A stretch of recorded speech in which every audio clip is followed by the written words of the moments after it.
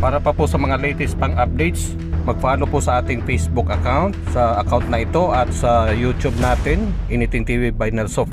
Pakishare na rin po sa ating mga kababayan na apektado po ng bagyo.